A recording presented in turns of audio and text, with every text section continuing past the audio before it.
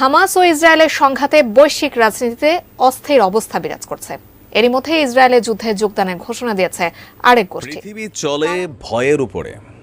ইসলাম বলেন, হিন্দু ধর্ম বলেন, সকল ধর্মগুলো এক ধরনের ভয়ের উপরে চলে।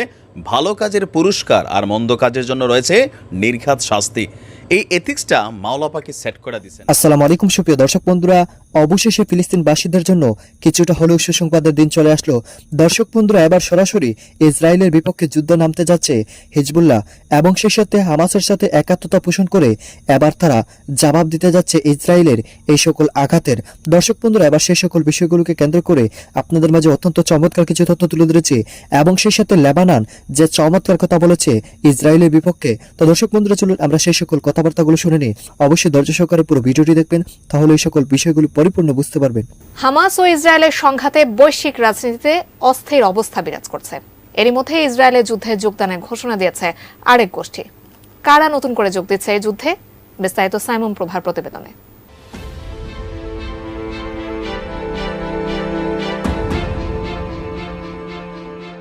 গত ৭ অক্টোবর ইসরায়েল ও হামাসের মধ্যে যুদ্ধ শুরু হয়। এদিন হঠাৎ ইসরায়েলি ভূখণ্ডে ঢুকে হামলা শুরু করে হামাস সদস্যরা। ওই দিন থেকে গাজা উপত্যকা লক্ষ্য করে বিমান হামলা চালাতে থাকে ইসরায়েল। এ হামলার প্রতিবাদে লেবানন থেকে ইসরায়েলকে লক্ষ্য করে রকেট ও ক্ষেপণাস্ত্র ছুড়ছে হামাস। চলমানের সংঘাতে ইতিমধ্যে প্রাণ হারাচ্ছেন অসংখ্য সাধারণ মানুষ। পুরো বিশ্বের ক্ষমতাধর রাষ্ট্রগুলো যেন ধীরে ধীরে দুভাগে বিভক্ত হয়ে যাচ্ছে। ইতিমধ্যেই বিশ্বের অনেক মুসলিম এবং অমুসলিম দেশও এই যুদ্ধে ফিলিস্তিনের পক্ষে বিবৃতি দিয়েছে, যেখানে মার্কিন যুক্তরাষ্ট্র সরাসরি ইসরায়েলকে সমর্থনের ঘোষণা দিয়েছে। 2 সপ্তাহেরও বেশি সময় গড়িয়েছে ইসরায়েল ও হামাস যুদ্ধ। যুক্তরাষ্ট্র জানিয়েছিল, যদি কেউ এই যুদ্ধে ইসরায়েলের বিপক্ষে হস্তক্ষেপ করে তাহলে তাদের শুধু ইসরায়েল নয়, মার্কিন সৈন্যদের মোকাবিলাও করতে হবে। উল্লেখ্য, মধ্যপ্রাচ্যের একটি অংশ যুক্তরাষ্ট্র এবং তাদের মিত্রদের মাধ্যমে পরিচালিত হয়। অন্য অংশটির ওপর প্রভাব রয়েছে ইরান ও তাদের সমর্থক গোষ্ঠীর। যুদ্ধের ঝুঁকি সম্পর্কে উভয় পক্ষই সচেতন। তারা এও জানে, স্নায়ু যুদ্ধ থেকে যদি তা সম্মুখ সমরে পরিণত হয় তাহলে তা মধ্যপ্রাচ্যের সংঘর্ষকে আরও বড় করে তুলবে এবং সারা বিশ্বেই তার প্রভাব পড়বে। এরই মধ্যে এ যুদ্ধে জড়ানোর ঘোষণা দিয়েছে লেবাননের সশস্ত্র গোষ্ঠী হিজবুল্লাহ। দলটির একটি শীর্ষ কর্মকর্তা বলেন, ইসরায়েলের সঙ্গে গাজার হয়ে যুদ্ধে অংশ নেওয়া হিজবুল্লাহর হৃদয়ে রয়েছে। লেবানন সীমান্তে উত্তাপ ছড়ানোর বিষয়ে তিনি বলেন, আমরা ইসরায়েলি শত্রুদের দুর্বল করার চেষ্টা করছি। আমরা তাদের জানাতে চাই, আমরা যুদ্ধের জন্য প্রস্তুত। ইসরায়েল গাজায় স্থল অভিযান শুরু করলে হিজবুল্লাহ তাদের সঙ্গে যুদ্ধে যোগ দেবে। হিজবুল্লাহর উপপ্রধান শেখ নাইম কাশেম বলেন, গাজায় স্থল অভিযান শুরু করলে ইসরায়েলকে চরম মূল্য দিতে হবে। লেবানন ইতিমধ্যে এ যুদ্ধ হৃদয়ে ধারণ করেছে। লেবাননে ইসরায়েলের ঘাঁটিকে লক্ষ্য করে হামলার 6 সেনা নিহতের পর তিনি এ মন্তব্য করেন। ইসরায়েলে গাজার হামলা শুরুর পর এটি লেবাননের সর্বোচ্চ নিহতের ঘটনা। এদিকে ইরানকে কড়া হুঁশিয়ারি দিয়েছে ইসরায়েল। দেশটির অর্থমন্ত্রী নীর বারাকাত বলেন, যদি ইরান সমর্থিত সশস্ত্র গোষ্ঠী হিজবুল্লাহ যুদ্ধে যোগদান করে তবে ইরানের বিরুদ্ধে পূর্ণ শক্তির হামলা চালাবে ইসরায়েল। ইসরায়েলি এ মন্ত্রী আরও বলেন, এ হামলার মাধ্যমে ইরান সমর্থিত হিজবুল্লাহকে ধ্বংস করে দেওয়া হবে। তিনি আরও বলেন, ইরানের পরিকল্পনা ইসরায়েলকে সব দিক থেকে হামলা করা।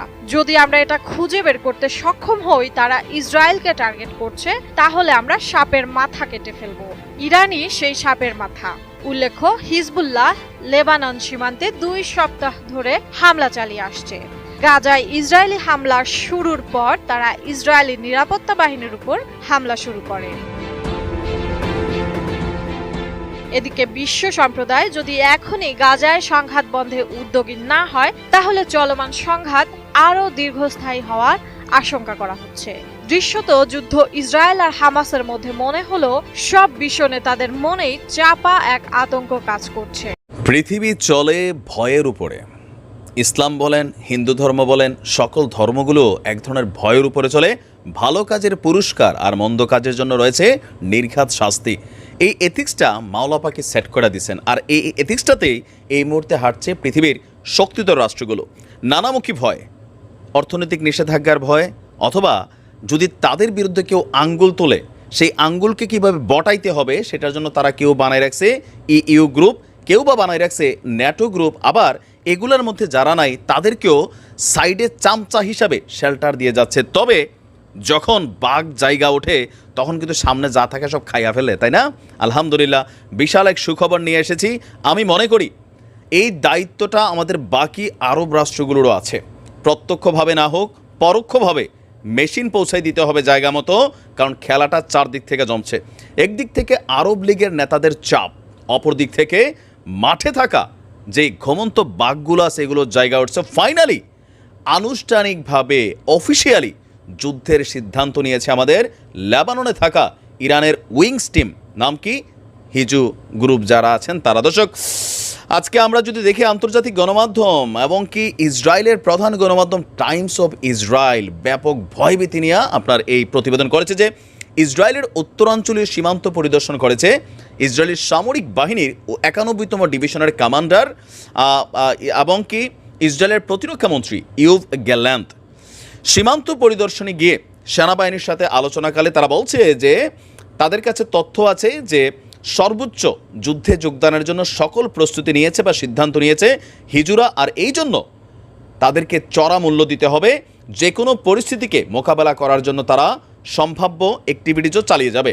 ওই অঞ্চল সফরকালে ইসরায়েলের প্রতিরক্ষামন্ত্রী ডিভিশন কমান্ডার ব্রিগেডিয়ার জেনারেল শাই ক্লেপার এবং অন্যান্য ব্রিগেড কমান্ডার এবং কর্মকর্তাদের সাথে জরুরি বৈঠকে সেই লেবানন এবং ইসরায়েলের অঞ্চলের যে সীমান্ত আছে সেখানে বসেছে। আপনারা জানেন যে এতদিন যুদ্ধটা ছিল গাজামুখী, গাজার সামনে 3 লাখ 3.5 লাখ সেনা যেই মোতায়েন করছিল, শত শত ট্যাঙ্ক, এখান থেকে আবার একটা অংশ এখন চলে যাচ্ছে কোথায়? লেবাননে, মানে লেবানন সীমান্তে। কারণ কি এই দিকটার থেকে এখন আর বড় কোনো আশঙ্কা না থাকলেও আমাদের এই গাজার বীরদের থেকে শক্তিশালী কিন্তু হচ্ছে আপনার হিজুরা।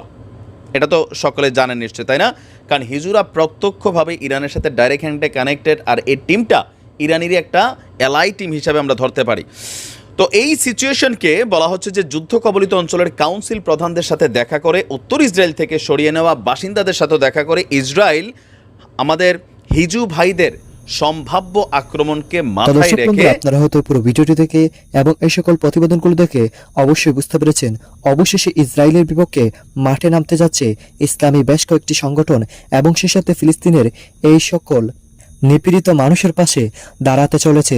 দর্শক বন্ধুরা, এবং সেই সাথে এই যে ইসরায়েল বাহিনী যতটা আতঙ্ক ছড়িয়েছে ফিলিস্তিনিদের বিপক্ষে, দর্শক বন্ধুরা, এবং সেই সাথে আপনারা এই সকল তথ্যগুলো জেনে এবং এই সকল কথাবার্তাগুলো শুনে আপনাদের কাছে কি মনে হচ্ছে?